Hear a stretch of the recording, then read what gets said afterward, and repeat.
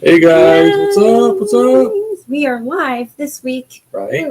Last week we had a bunch going on, so we did a We thought ahead of time. So, right. But here we are live. Join the conversation. If you didn't catch last week's, we were talking about blended and beautiful. That's right. Having blended families, celebrating that. We're wanting you to, put your input in because I know there's a lot of you out there that have blended families. You either grew up in one or you are in one. Or you know somebody who has one. Right. And so understanding, giving your thoughts, your struggles, your joys, plop them down. We'd like to hear about it and we'd like to address it and help you through the hard times if Right. you have some. We Or probably share- got some distraction, Or share the good times too. Absolutely. Right. We want to hear Because about the there's good always stuff. good stuff to share and everybody needs to hear that because if somebody's struggling, they need to hear that they're going to make it through and things are going to be okay. Because sometimes you just get that and you struggle sometimes.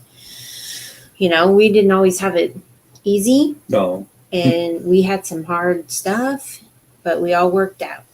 Right. Going through courts, dealing with taxes, dealing with all kinds of stuff. Right. It's We've been there. stuff. We've been there. We've done that. So if that's processes that you're going through, we'd like to help you through. If you, Right. got the advice. We've been there, done that. And Even just a year to listen to. yeah, blah blah blah blah blah. Right. But like I said, we've been through some of that stuff, and so if it's something that you're walking through or whatever, we've walked it. Right. We understand it, and we could probably tell you, don't do that. You should do this, because we look back and we go, shoulda, woulda, coulda, Right. and so that's the reason why we're here, to help others make it easier on them so they don't have to go through the same hardships. Right. That's always better. Wouldn't you rather be able to get somewhere in half the time? I mean, that's Well, at least the knowledge. Get the knowledge of it. right. Because That's the time whole always idea. takes away a certain space. Right. But at least we'll help you with pitfalls and help with insights on certain Right. things.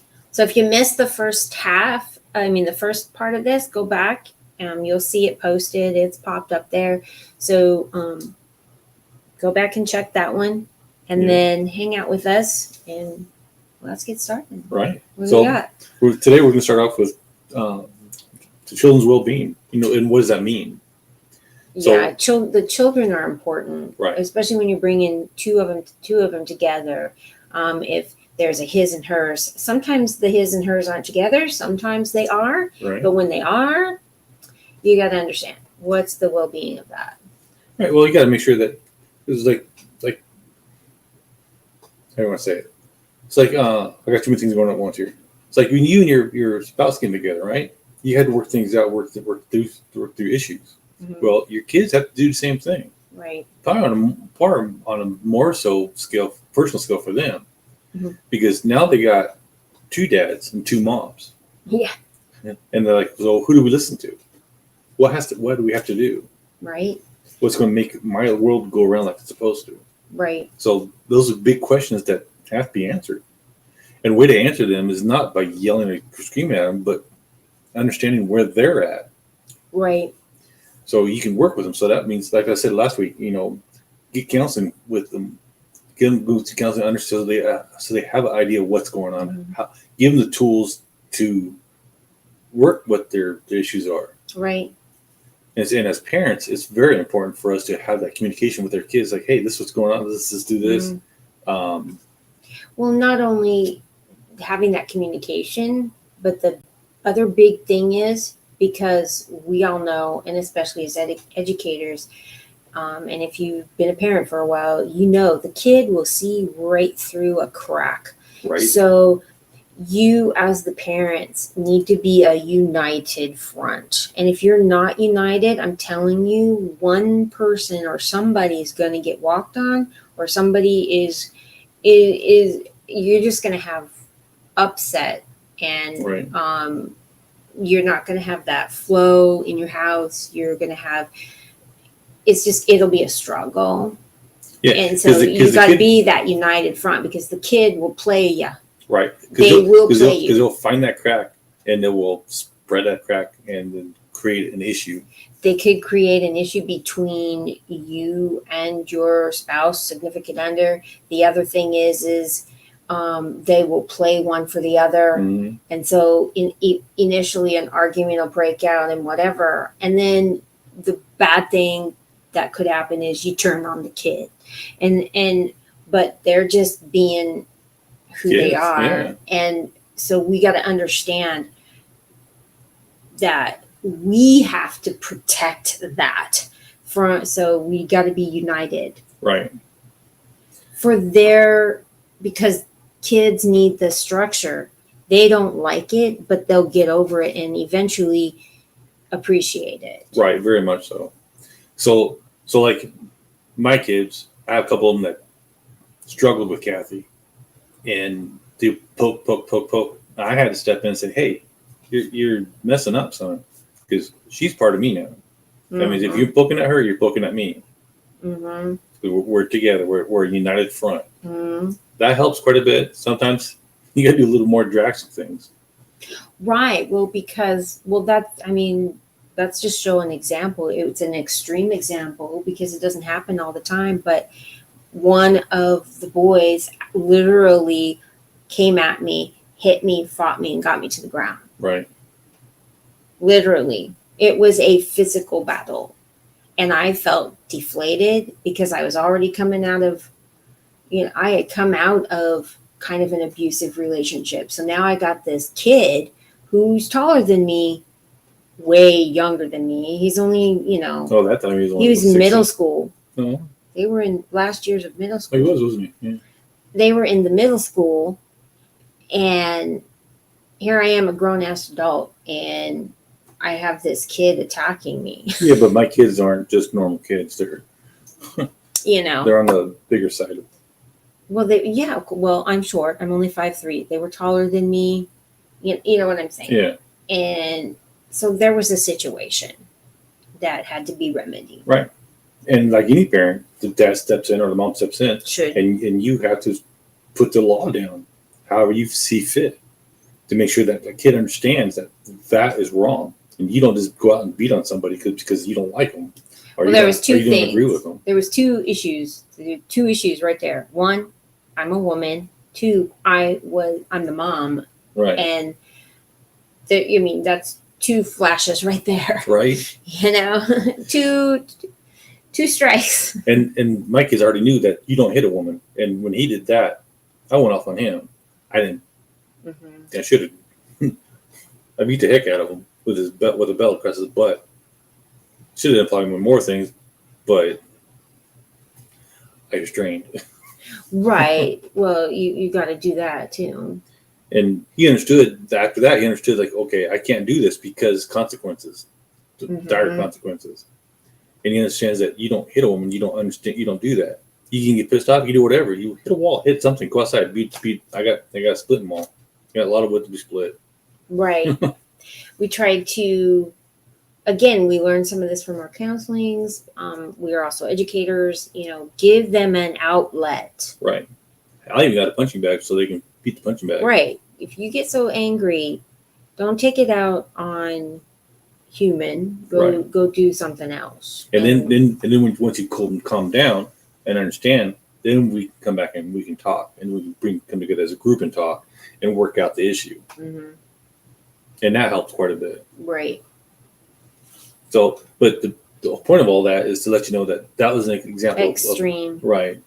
And it's always better to get them away from each other, let them calm down, and then come back and talk. Because nobody listens when they're mad. No.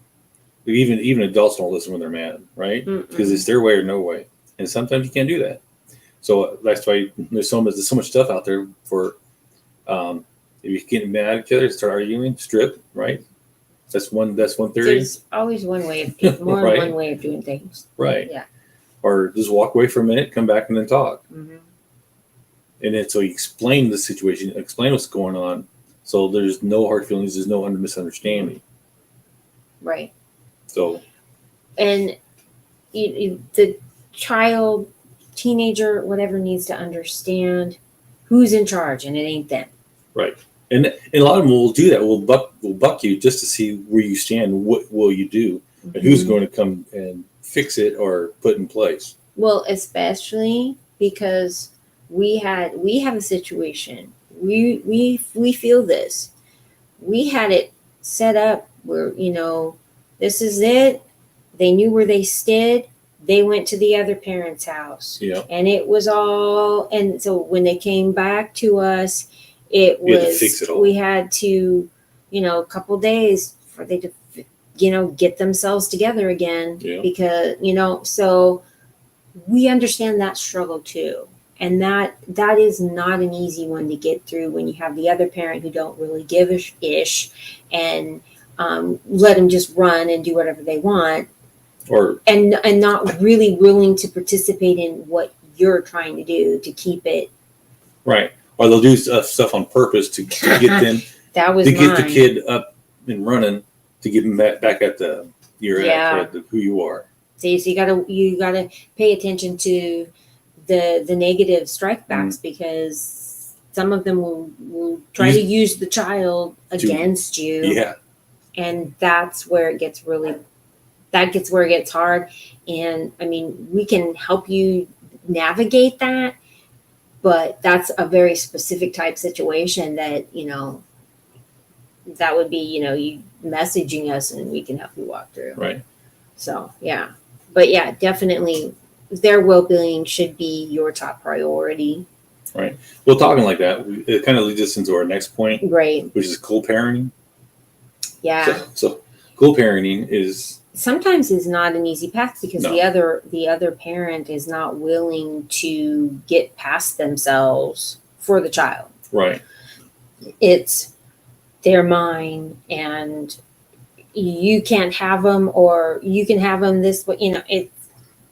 Or There's so many different types of scenarios. That. Mine was the worst. or the parents trying to control your household because they want them raised a certain way and their way's the right way and your way's wrong no matter what. Yeah. No. We've seen that before. Yeah. And it's like, no. We've kind of went through that as well, where the other parent, felt like they were in the home with us, Right.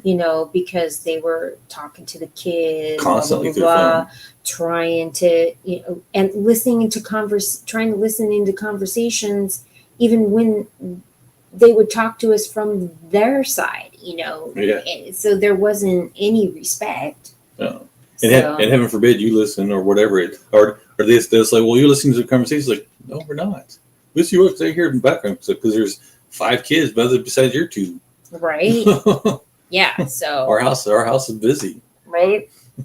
The noise. Or the other parent that's not their ex will call in, talk to the kid at 1-2 o'clock in the morning. Right. Call the kids up because all the kids shared a room or shared a couple of rooms. Right. So, I mean, there's legal things that you do to take care of those types of situations, and we had to go into doing that kind of thing. We went through with our counselors because we tried to do it the right way. Right. We tried to do, to please the court. Unfortunately, we probably do things a little differently nowadays. Looking back at it, we could have done some things different. Yeah. And so there's the wisdom right there. But yeah, co-parenting is not easy. The collaboration sometimes doesn't work. So how do we navigate that when it doesn't, when you're not having that collaboration? Well, that's when you have to go. Sometimes you have to go back to court, and you have to get the separation of Right. okay, this is where it's at, black and white. This is what it says in the Mhm. degrees of. This is where I have them. This is the way we're teaching it. When you're at your house, it's your house. You cannot call and make me force my kids to do what you want at your house, at my house. Mm-hmm. Unfortunately, that happens. Hopefully, I know there's a lot, but flip side of this, I know there's a lot of couples out there who can talk with each other, can work things out. It's just they can't live with each other. So There is that. yeah. And kids would be great. Kids jump back and forth each week. They swap back and forth. Same school district, same everything else. Is just Right. working together. You just can't live with each other. Right. for one reason or another. But I think, I honestly, that is really not the most common. No, I don't think it's The most common is you're going to have the fights, the non wanting to cooperate, the, the bad stuff, Right. which is draining and straining on all involved. But, like I said, the kids should be a priority. Yes, you guys need to keep your relationship. And in all of this, right. how, keeping yourselves together, because you guys came together for a reason. Right. You saw something in each other at some point. And you help each other out. Right. So, you got to think about that. So look at the relationship with you guys have, and the kids are just an added bonus coming into a relationship. I think they're not. I don't consider any kid a hindrance. I think they're all bonuses. I don't care your kids, my kids, whoever kids. When they come to my house, there's a bonus. It's like I get the pleasure of having another child in my house, showing what life can be like, the way I see life. Right. And I think that's a good point. It's how you look at it. If you just start looking at it in a different way, sometimes it will change the atmosphere in the room or whatever. So if you're just seeing them as another kid, they're not your kid, they're just his kid, but what a pain. Then I think you're kind of setting yourself up there. Right. And I'm not saying that everybody does that, but I understand sometimes the kid's attitude or whatever can bring a strain on how you feel, Right. And you struggle. It's like, because I did, and I have struggled with like a couple of your boys. One, because of the way they treated me. Right. And so it kind of put a bad taste in my mouth that I had to struggle. But initially, I protected those boys from their biological mother, and sometimes they get frustrated because they forgot that, Right. Well, it's like you forgot but, that. But you got to remember too. You got to look at their age and what they see through their eyes. Right. They just see that their real mom, biological mom, is not there. And they don't quite understand why, because because the issue's been hidden from them, or they don't want to deal with it, or they've been lied to, right? And like mine kids, they were lied to, they were bribed, they were whatever. Do this, just come live with me, and I'll give you this. I know that's what we said because because like I see it, and Dad got me this. No. It's like, oh boy. Yeah. So you got to deal with stuff like that too, unfortunately. Right. And that, like I said, that's when the collaboration isn't really lining up. Right. And sometimes that can be a challenge, unfortunately. Yeah. So, yeah. And consistency. That's where you got to get to, is you're consistent. If one of you is consistent in keeping the kid, on task or in line or whatever, and the other one just sometimes and yells at him another time, then there's no consistency there, and the kid's going to play on that. Very much so. And use that most likely Dad against said, I can you. do this. Or Mom said, I can do this. And Mom said, well, I can just do it later. I don't have to do it right now. No, I asked you to get something done by a certain time. It should have been done. And then that's when both of you was like, okay, well, Dad said to do it, or Mom said to do it. You should have had it done. Mm-hmm. So it suffered the consequences. Right. But at the same time, that's when, so you say you set a task, right? I mean, when you set the task, make sure that your partner is there with you, or you tell them afterwards if they're not there, so they understand what's going on. So there's no communication or miscommunication between the child, and your partner. Right. So that way, when the task isn't done, everybody understands that it should have been done here. There's consequences, and you're united front on that. Right. so it's important to establish those boundaries Right. across, here, here, and here. So they know when they're here, what's expected at every place. So you can manage, any conflicts that come up or whatever. Right. Because they're gonna come up. So but as long as you know what the boundaries are, you have established, well, this is this established ground rule. You can always fall back on it. Right. And then it gives them stability Well, because that's what they're looking for. Well, that's just it. It gives them stability. Plus, it also gives you a relationship stability because then both of you understand where that ground is, and that's zero. Mm-hmm. You guys can work off of zero. Mm-hmm. So that's why it's important to always set the ground rules. Right. And now here, we didn't really. Well, we had your mom. My parents weren't around when we were there until we moved closer to them. My parents weren't really involved in anything. Unfortunately, I'm going to be real about that. So maybe there's somebody out there that, the kids have grandparents or aunts and uncles or whatever. They can be a support. Right. They can be a listening ear. As long as you need to, though, establish your boundary with this is what they're allowed to do. This is what we expect in our home. And, Right. And so when they're messing, or so say your relative is doing something that you don't like, say, hey, what are you doing that for? We can't do that with this child or with these children. You have to do it this way. Right. Understanding because a grandma can be a listening ear, and I know that because your mom was pretty good with the kids, and she would tell them like it was, and pretty much set them straight. They loved her. Grandmas, because most grandmas, when the kids talk to them, it's like, well, honey, this is the way it goes. This is what happens. Right, and they can be sympathetic, right, but still tell the truth. Right. Especially if you have a good relationship with your parent, whoever side it is. Right. Or in-laws. If you have that relationship with them, they can help you with the kid, Now, if there isn't that, because we kind of lost that. Mom so died. We didn't have that.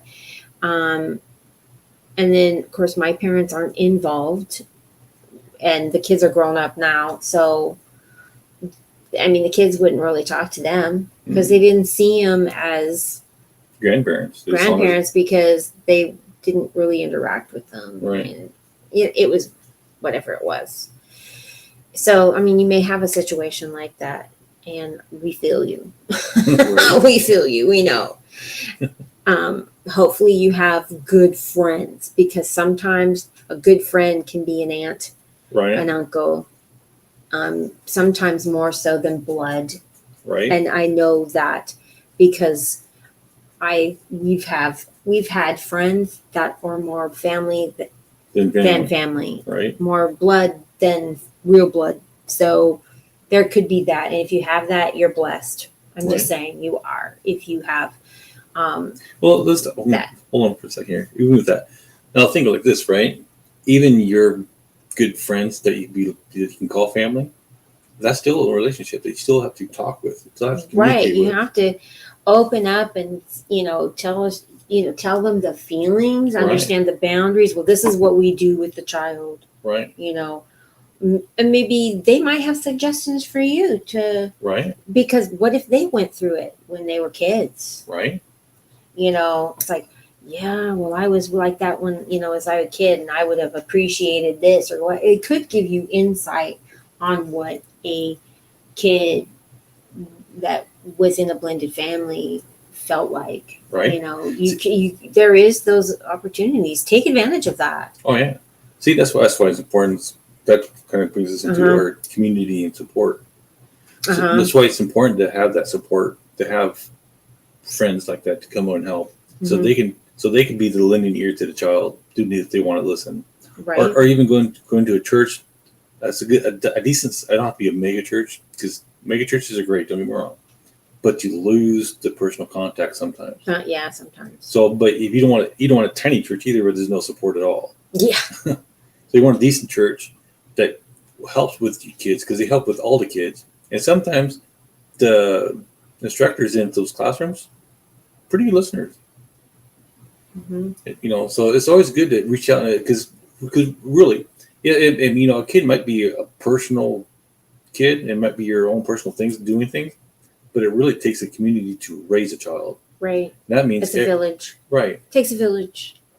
That old saying's and that village is not just a whole giant city, but No. actually 5 or 6 different families coming together, working together Right. to help each other raise. Your tribe. Right. And because and if they're not, I mean, if it's your tribe or not. Yeah. Because you was like, if you're not vibing, it's not your tribe. right. You know what I mean? If you have to force it or whatever, it ain't your tribe. It should flow, feel right, and and you're grateful and you're thankful for the support and the help and the love and the care. Then it's right, and you can make it through, and that's what helps you get through sometimes. Because I'm telling you, there are those points where you just want to pull out your hair. Yeah, right. So, if you have your tribe, for sure. Right.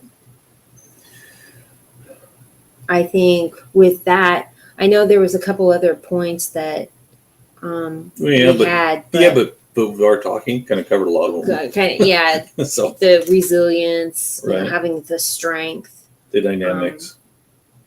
Yeah. It all kind of blends together there. Successful. We could talk about successes. Yeah. Because that's part of them. So the success is what? The kid is actually going to school, going to stuff, getting good grades. Not just because he feels he needs to, because he wants to. Because he's getting that support. Right. Because I know a lot of kids that are blended, C's and D's, maybe F's, because they don't get the support. Right. So you're seeing any of their achievements that they do, their milestones, anything that you see that they're doing well, celebrate that, because then it puts confidence into them, and right. then they can flourish. Then that's good for sure. Because we have one great drawing. Actually, we have 2 now. Right. But they can draw. He got a first place ribbon in one of the drawings, and it was great. So he's a great artist now. He does stuff. He does great stuff. Mm-hmm. Now, if he's still pursuing it, I don't know. I don't think they are. But our daughter, the one that brought it together, she is very artistic. She practices her craft. She's working on it, and she's getting better and better. Of course, grandma, started her very young, teaching her little things, and she's kept that, and she's just run with it. And so, and it is kind of a happy place for her. She when she likes to just be drawing and just being by herself. She just likes to be in that space. Right. She's expanded it from, just the regular art because she's done she's tried to do the flowers and the scenery and then, the abstract. Right. She's more into, anime, manga, that kind of stuff, the different style of art now. So, and then getting into, I think she could really probably do stories, so celebrate those kinds of things. When you see that, right. Yeah, for sure. Some kids will pick up piano, some pick up coding. Find something that they love and they enjoy, because when there's an upset in, the family, especially early on when there's, the push and pull from the other parent, you can get the child to focus on what you're good at. Go to the place that you like to be. so they can have a safe space to be when there's so much ruckus and Yeah. crap. Help them find their happy place where they can flourish, and then so you can, I mean, have that where the achievements can come, and you can give them the praise and not just for good boy, you did good, you did your chores, you did this, given something to be proud of. Right. Because chores, they're just chores. It is what it is. Those are the things that help out that family, help out the house. They're not personal whatevers. Achievements and goals. And right. So you want that personal achievement, personal goal for them, not a goal that's for the common good. The goal that's just for them. Right. Because when you're celebrating that, it really does help the family to go, oh, okay, we can all do this together. Right. We can make it. Right. So with that, I think we'll be closed. Yeah, I think so. We pretty much covered some things. Now, if you guys have an issue or something that you want to talk about, please drop it in the chat. And so we can help you out. And if you are looking for more help or more support, go to dreaminfluencer.life/tribe. That is the new thing that we've come out with that'll help you even further. Right. Yep. It's a good place to go. All right. We will see you next week, same time. Bye, guys. Bye, guys. Have fun.